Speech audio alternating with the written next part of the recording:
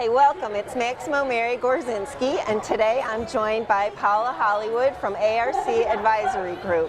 Hi, Paula. Hi, Mary. So, Paula, tell us a little bit about where you specialize in the industry. Okay, at ARC Advisory Group, I've been there for a little over 12 years. My focus currently is on asset lifecycle management as a practice. We have a team of analysts covering that.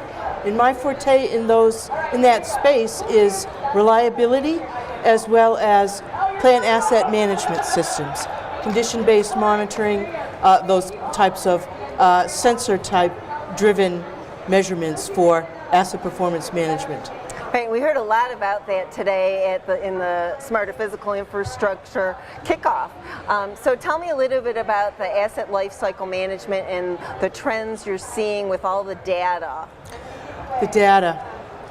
The term asset lifecycle management is so charged, I think, right now, and it's going to involve a lot of the things that we've talked about today or that were discussed today, things about more senses, more data.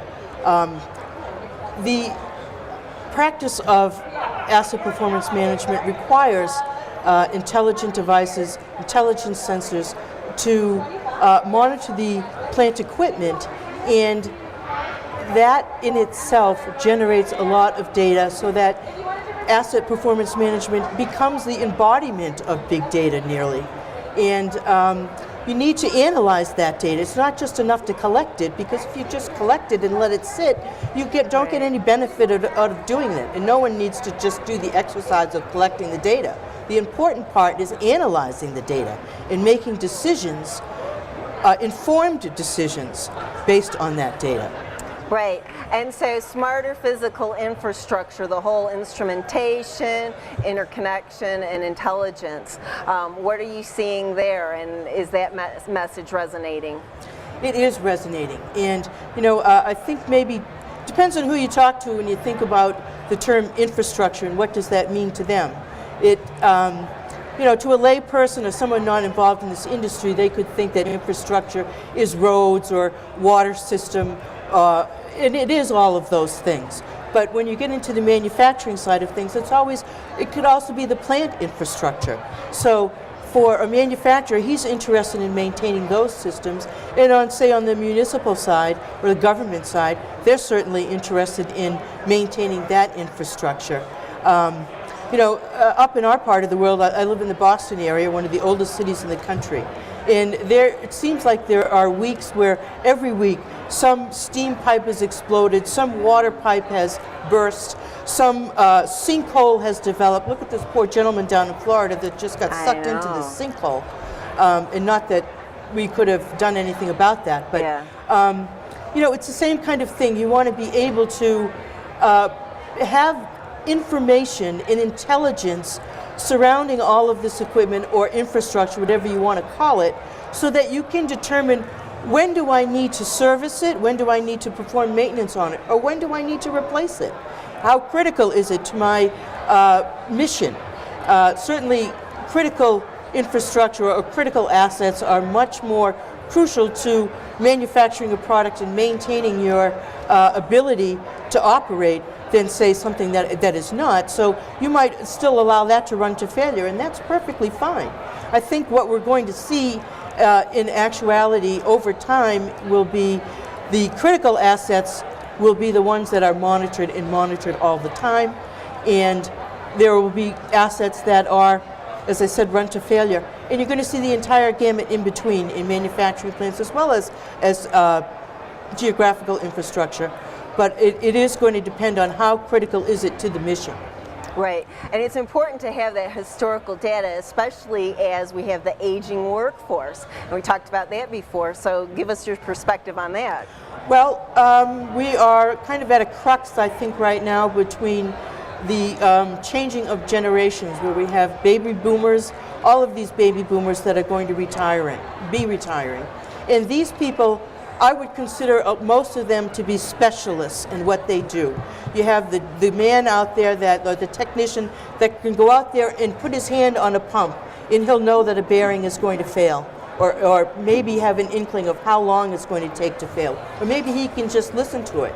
But he's going to be retiring, and if we haven't captured his knowledge, we have these replacement workers that are going to come in, and he's not going to be able to do that. So I think what's going to happen is that we're going to count on automation to fill that skills gap between the generalists that are coming on board and the specialists that are leaving, and hopefully we're going to capture that knowledge in between and use that going forward. But we're going to have to rely on automation, I think, to fill that gap.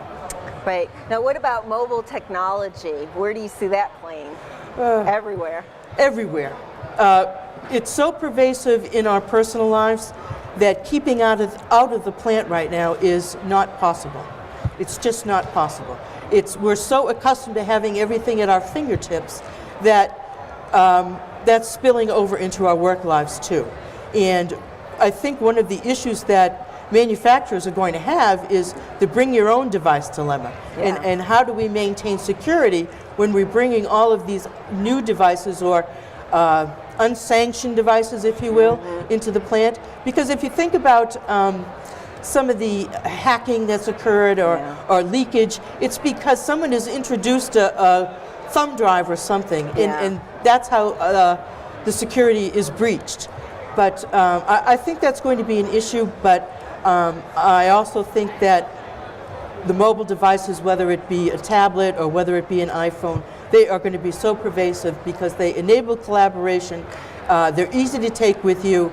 Download the information right at the point of the work, or download the instructions or the work order, how to do it, and all of that right at the place, at the point where the work is being performed. So it is pervasive, and it is just going to be more so. The thing is, we still have to maintain the security. Security, right. So tell me about the role of intelligence in manufacturing. Well, I see that equipment is going to become more intelligent in and of itself. There's going to be more embedded intelligence, more embedded sensors, as well as add-on for those devices that don't have it embedded. Because we're going to need that in order to take up the slack. We need that information from those assets, or when are they going to fail, or is something out of round? Do I need to rework a bearing? Do I need to replace a bearing? Is the gasket about to go? Something like that.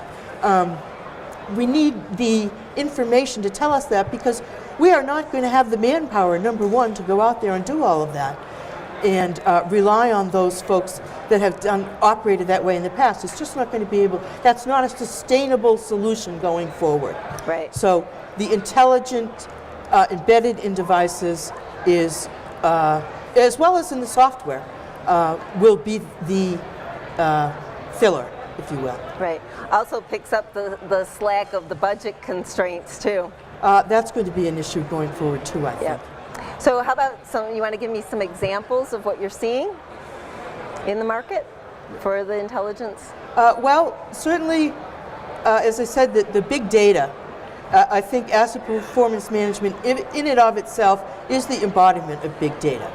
That we're certainly seeing a proliferation of all of the things that we've talked about here today, and at least anyone that's forward thinking is getting prepared for these things, about the big data, the analytics, the cloud, the visualization, 3D modeling, all of that.